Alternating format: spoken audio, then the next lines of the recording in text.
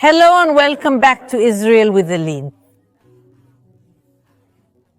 Did you know there is an underground maze beneath the old city of Jerusalem?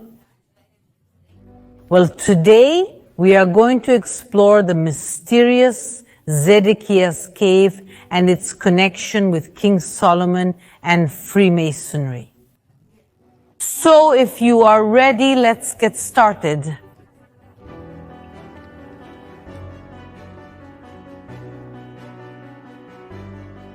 We are in front of the Damascus Gate, one of the most well-known places in all of Jerusalem. But 109 yards from here is one of the most secret places in all of Israel. So let's go there and see. To Israel with Aline. Did you know that there is an underground maze beneath the old city of See the location where we are? Here on one side, we can see the Damascus Gate, and we walk a few steps, as we said, 109 yards. And in the background, you can already see two black signs. They mark the entrance to Zedekiah's cave, and it is a place that I wanted to show you since I created this channel on YouTube. But this place was closed to the public for almost 4 years and just reopened now on July 30th, 2023. So the first opportunity I had to come here to show you, I made a point because this place will leave you shocked. But let's go that we are almost there. People, do not be fooled by this small entrance. Come with me, friend, that I will show you what is inside.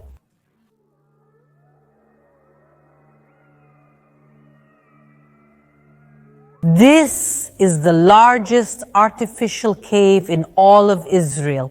It's over 9,000 square meters, and really many mysteries are hidden in this gigantic place.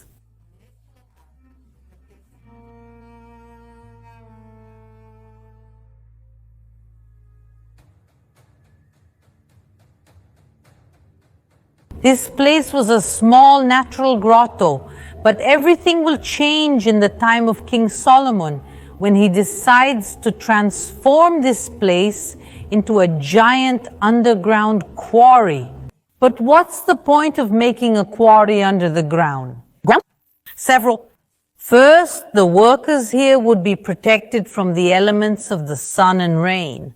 Here in Jerusalem, it rains in the winter. But for much of the year, it's hot. There's a scorching sun, and now working, carrying, and breaking stones in the sun was not an easy job. And so to help the workers, this was done in an underground way. And this cave also has another advantage. It's the type of stones. This stone that we see around us, all of it is limestone. But there is a special type of limestone called amylar stone. It's a real limestone that was used for the best constructions of that time.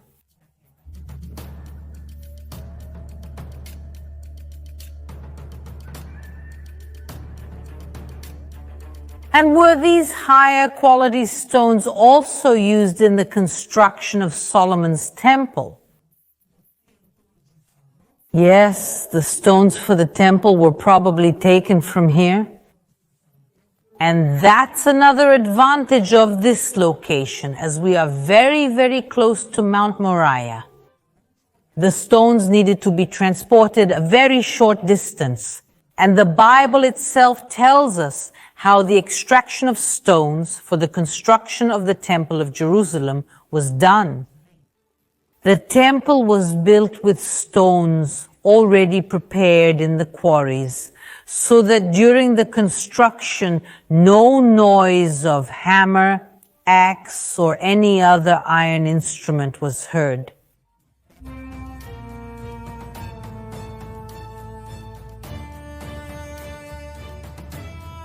We can clearly see that this is a cave not only made by nature, but also by the hand of man. We clearly see the marks of the stones being cut and torn from this place. Now, how was this done in the time of King Solomon, and mainly for the construction of the Jerusalem temple? Since the Bible itself tells us that it was forbidden to use iron and metals to remove the stones for the construction of the temple. Since metals and iron at that time were instruments of war, and the house of God should be a place of peace. But now, how are we going to cut and remove stones of this size without the use of iron and machinery? They had a brilliant idea. You see these gaps they dug, they put dry wood here. Then, on this wood, they put water, and the wood would saturate with water and it would grow, and the pressure of the wood would dig deeper and deeper, making it easier for them to pull out these giant stone blocks to take to the construction of Solomon's temple. Unfortunately, few archaeological excavations have been done here, and in the little that was excavated, pieces of Iron Age pottery were found. And precisely the Iron Age is the time of the kings of Israel, King Saul, David, and Solomon, which proves that this place was already in use and excavated at that time. And also, not only in the time of King Solomon, this place continued to be used as a quarry generation after generation. King Herod, who was the king who in the year 20 BC expanded the Temple of Jerusalem, he also took stones from here. The same type of stones that exist to this day in the Wailing Wall. So there's a chance that the very stones of the Wailing Wall came from this place. And then also King Agrippa the Van, he takes stones from here. And that's why Flavius Josephus, who was a Jewish historian of the 1st century, he calls this cave the Royal Cave or the Cave of Kings, since so many kings of the region passed through here.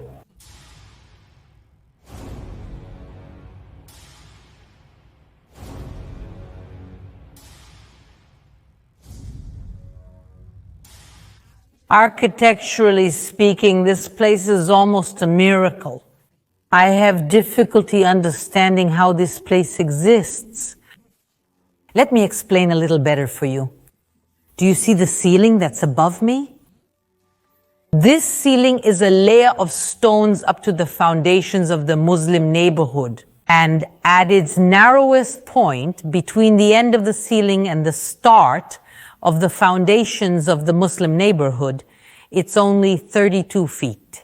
So think of a narrow 10-meter layer of stones holding up a good part of the Muslim neighborhood. These columns that we see support the old city of Jerusalem. See how amazing and scary at the same time? If this column and these columns that we see collapsed, the whole cave would go down. And not just the cave. This would cause a good part of the Muslim neighborhood to collapse. And to think that it has existed for 3,000 years, and it is still here in this intact way. And speaking of the architecture of this place, we have now arrived at the Great Hall. We will talk more about it and the masonry later, but before that, let's appreciate the size of this place. And we are once again in the underground of Jerusalem. Above me is the Muslim quarter.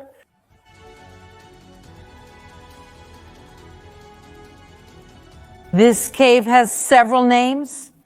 The Royal Caves, King Solomon's Quarry, but the most popular name for the people of Israel is Zedekiah's cave. Do you remember who he was? Zedekiah was the last of the kings of Judah before the destruction of Solomon's temple. The prophets announced God's wrath against Jerusalem and Judah, but King Zedekiah does not heed the warnings. Then the Babylonians attack and destroy Jerusalem, and Zedekiah has to flee. And where does he flee to? He flees into this cave. And from here he heads towards Jericho, trying to escape and save his own life. Unfortunately, the Babylonians catch him. They're going to kill his sons in front of him, gouge out his eyes, and take him along with a good part of Judah to the exile in Babylon. And for the great suffering of Zedekiah in this place, there is a place here to this day called Zedekiah's Tears, where we are going now.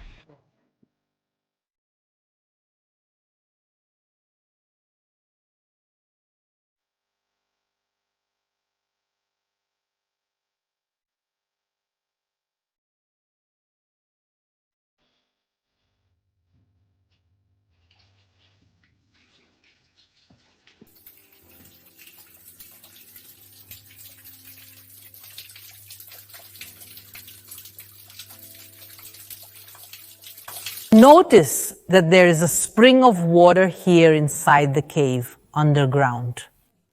So, see how amazing this is. This water source is known as Zedekiah's Tears, and they remind us of his suffering and the water that keeps running through the cave where we are also going now.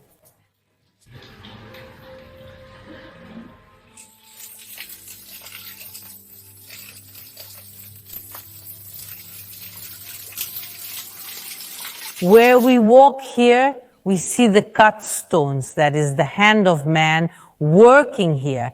And it's not just on this floor, folks. This cave, as I said at the beginning, it is a labyrinth. It has more than one floor.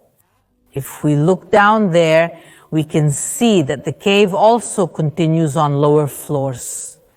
And look up here how impressive. The continuation of the cave is completely blocked with stones. The cave, folks, is a labyrinth, and part of this labyrinth is closed, blocked, and archaeological excavations are necessary to remove all of this and reveal to us 100% of the size of the cave. But unfortunately, at this moment, there are no plans to continue the exploration of this place. And what happened to this cave when this quarry went out of use? In the 16th century, the Sultan of the Ottoman Empire, Sultan Suleiman the Magnificent, he will build the walls of Jerusalem, which we saw today at the beginning of the video, when we saw the Damascus Gate. He uses this place as a quarry to get stones to build the wall. But soon after, in 1540, he decides to completely close the entrance to the cave so that no one else can come here. The question is why?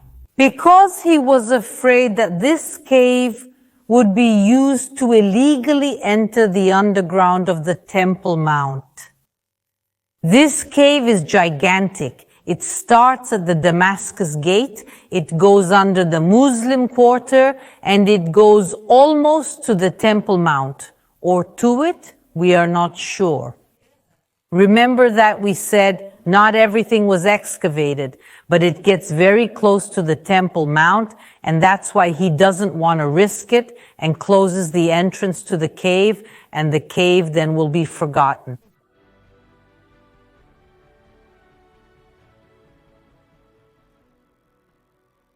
Forgotten for 300 years until the year 1854, when a Christian missionary named James Barclay arrives in Jerusalem, and he was walking one day with his son and his dog, walking around Jerusalem, and suddenly the dog runs away, and they start looking where was the dog. They can't see him, but they can hear in the background the echo of a bark. And they start following this noise, and they see a small crack.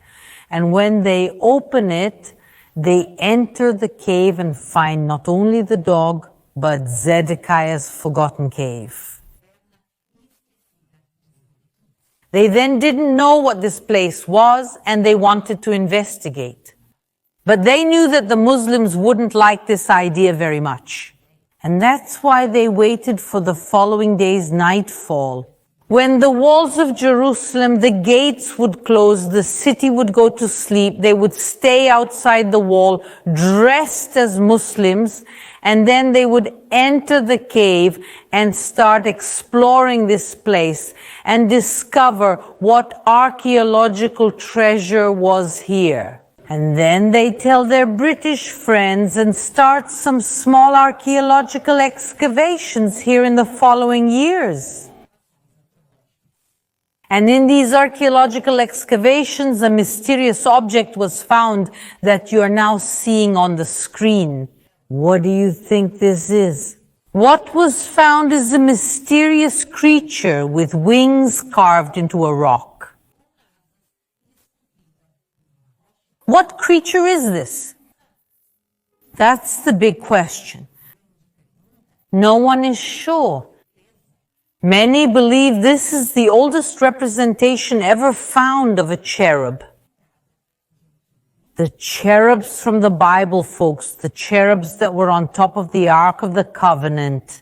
And it makes sense if we are saying that the building materials for the Temple of Jerusalem, for Solomon's temple where the Ark was, were taken from here, and we are almost in the underground of the temple.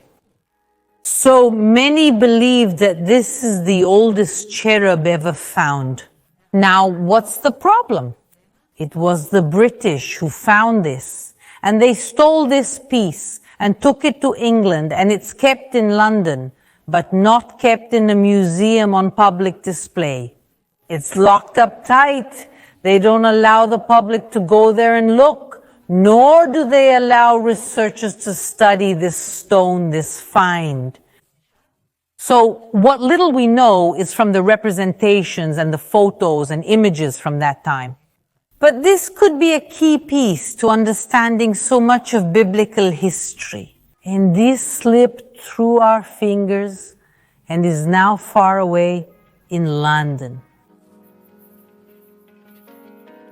And now we are reaching the part of the cave closest to the Holy of Holies, Mount Moriah, which is this whole area here.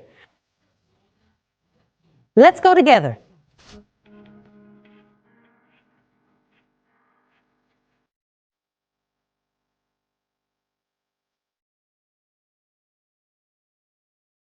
It's a shame, but you can see this sign. There's another one here. There are several signs here clearly saying entry is forbidden. Go in that direction. But we know that all this direction is the direction of the Temple Mount.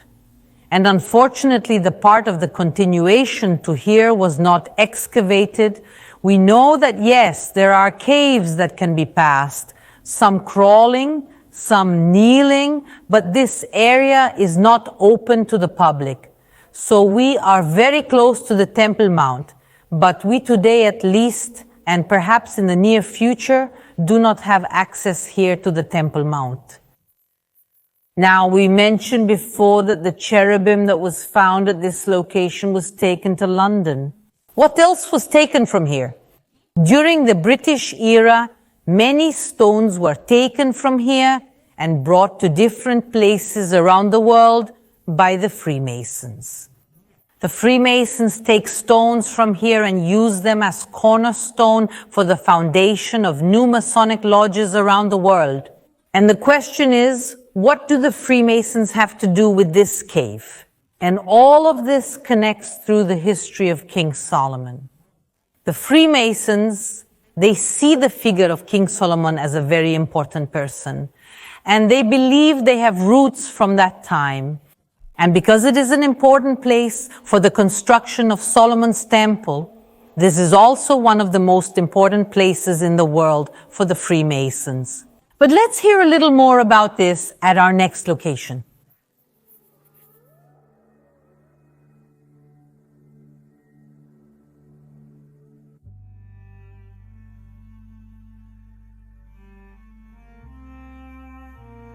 really see how the construction of this place was done. And as we said, this is one of the most revered places in the world for the Masons. We have written records from 1860 of Masonic meetings at this location. So here the Masons would gather, and they are a secretive and discreet group, so unfortunately or fortunately, we know very little about them. And they still hold meetings here to this day, but today they no longer do it in the part down here. They do it in the Grand Hall that we saw before. And once a year, the Masons gather at this location, and all the employees who work here in Zedekiah's cave are forbidden to enter. They stay at the entrance, keeping the access closed to the public during that day. And the Masons hold their secret meetings here.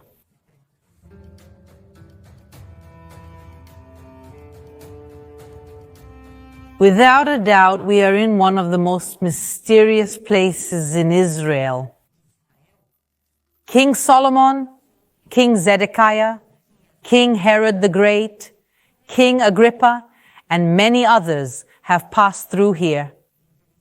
This is a place revered by the Masons, where very few archaeological excavations have been made, and unfortunately, the little that has been found here is not accessible to us. So I'm sure a lot more will be revealed at this location. But today, I wanted to introduce you to a place that is truly unique in all of Israel, and all this wonder, as well as a somewhat scary place, are precisely hidden underneath Jerusalem. I thank everyone who watched today's video.